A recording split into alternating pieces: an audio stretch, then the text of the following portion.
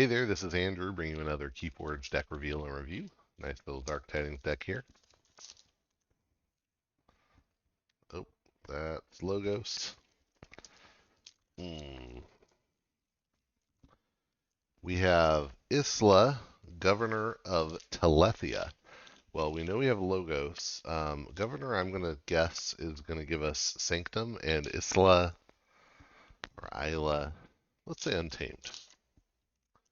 We got Sanctum, and then Saurian. Cool.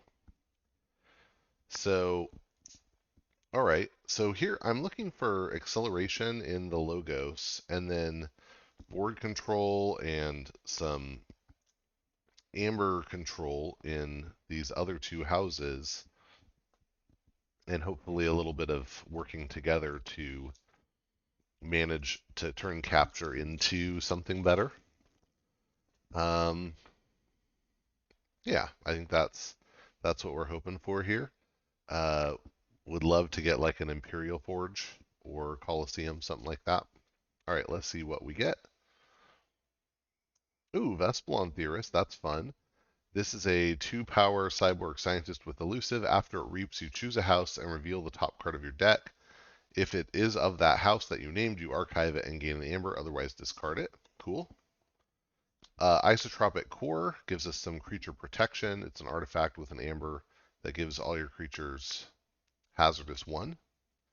We have a Seaborg, a little bit of tide control potentially there. Ooh, we're already into Edie. Love to see that. Always happy to see Edie. That's the only one though, so all right. But we do get Hydro Cataloger, which can let you archive a card after you raise the tide. Obviously, that means the opponent is also raising the tide sometimes and getting that benefit. So, yeah, Hydro Cataloger is not my favorite card.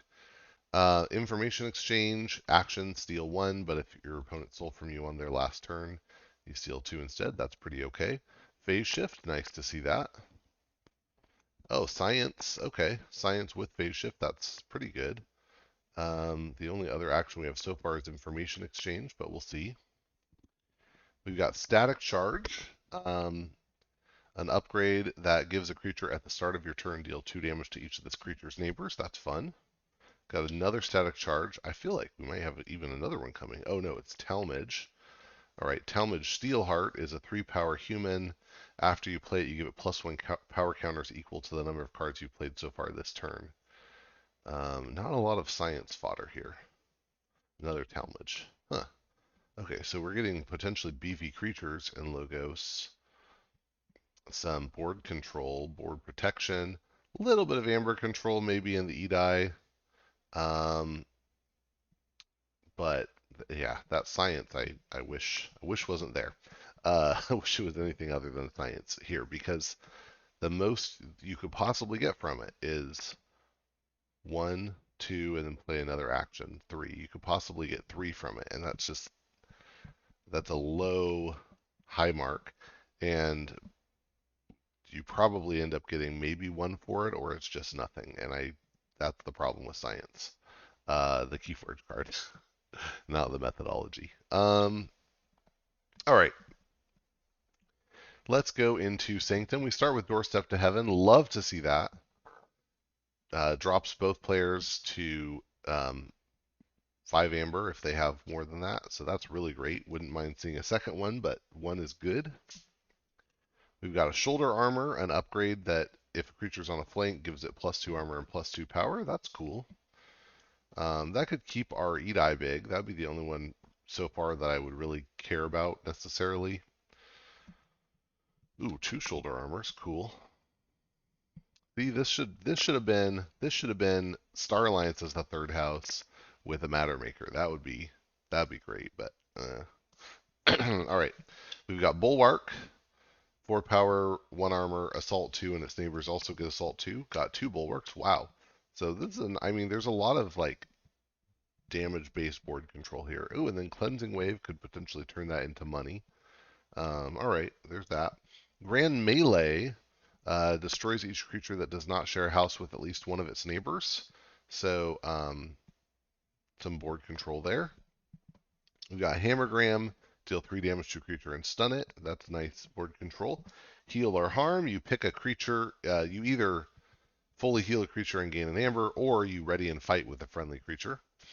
Uh, so far, we only have seen 2 creatures in Sanctum, but they're both ones that have assaults. That'd be nice. Maybe ready and fight with the Talmage could be good. Shifting Battlefield moves a friendly creature anywhere in your battle line, and it captures one. I'd like to see more amber control than this. Cerbevor, 1 power alien knight with 5 armor and taunt. Funny little creature. And the Taxing Journey gives us a little more capture. Better if we stack creatures of the same house together. And that was only 3 creatures in Sanctum. That is a low creature count for Sanctum, but I like what we have. 2 Bulwarks is nice. Bevor I don't care for. And then the shoulder armor is cool too. 2 shoulder armors is nice. And then 5 creatures in logos. So we're only at 8 creatures so far, which is not a lot. I'm okay with that. A lot of actions and whatnot. Let's start into the Saurian here. We start with an Imperial Road, which is an artifact that has Omni. Play a Saurian creature. It enters play stunned. So if we get a lot of Saurian creatures, this could help get through them faster. Bestiary Urso is a 5-powered dinosaur with 1 armor, and play Reap, you may unstun a creature. So that's kind of cool. If you have a stunned creature from Imperial Road, you play the Bestiary Urso, unstun it, and now you can use it right away. Or even you Imperial Road the Bestiary Urso, it enters play stun, but then unstuns itself. So that's not a bad deal. Gladiodontus enters play stunned anyway, so that's really nice with the Imperial Road. Got 2 of those. Wow, here's our beefiness. Wow. And then Paraguardian, which gives us some creature protection. Wow, this is where, and one of like maybe 4 cards in this set that do warding, so that's kind of a cool pickup. Wow, that with the Gladiodontus could be crazy, right? Reap and Exalt the Paraguardian, ward both of these, reap with them, they become enraged, fight with them, but they don't take damage. That's pretty cool. Then we got a Censor Philo. Don't love that. It can't be dealt damage by creatures with the amber on them. Who cares? Cornus and Octavia can capture. Okay. Faust. Your opponent's keys cost +1 for each friendly creature with amber on it, and when you play it, you may exalt a friendly creature. All right, that's interesting. Do we have any way to mitigate this amber that we're capturing? I mean, Faust is a good way to capitalize on it, but can we mitigate it? We'll see. Magistra Vita, play Reap. You may exalt a friendly non-Saurian creature if you do Reap with it. Maybe get a Reap with that Vespelon Theorist or the Australis Seaborg. Interestingly, how many cards do we have so far that care about the tide? None. Not that one, not that one, not that one.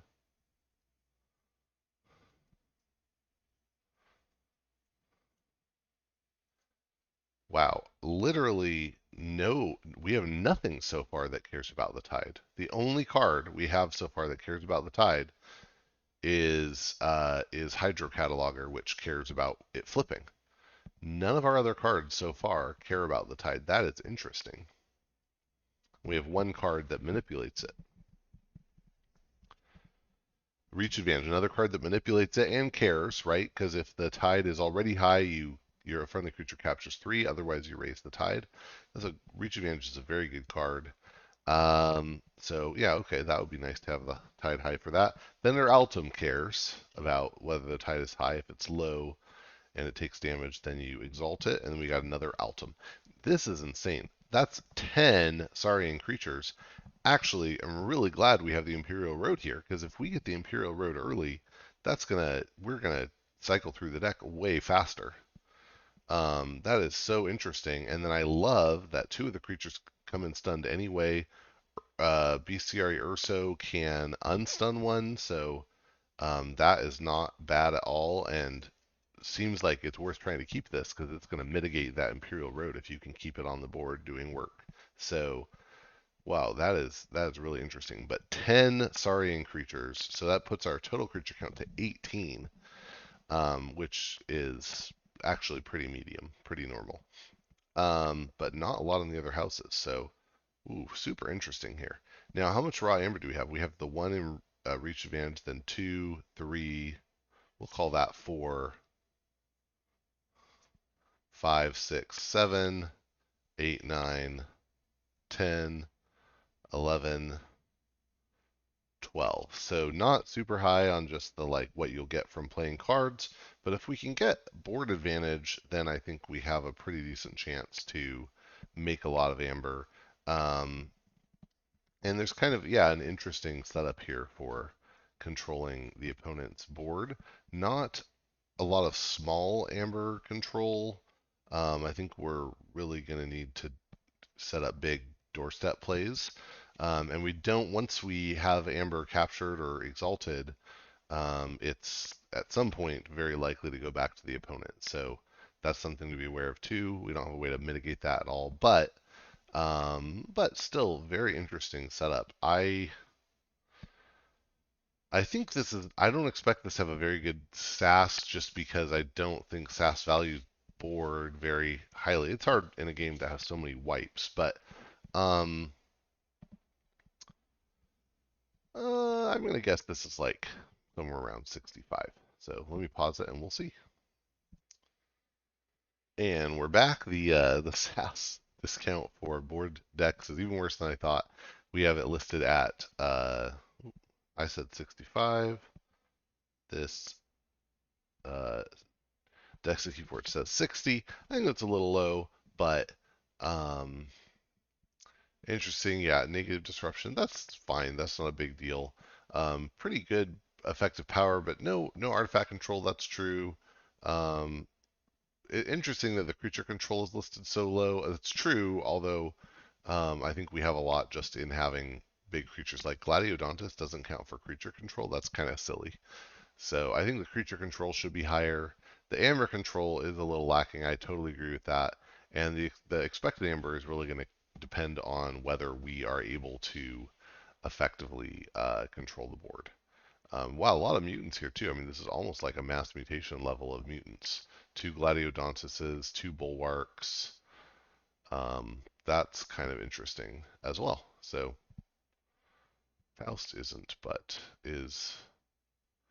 No, I guess none of the other people are. So yeah, anyway, interesting stuff. I really want to try out see how well the Imperial Road works and see if that gives it a little bit of an edge.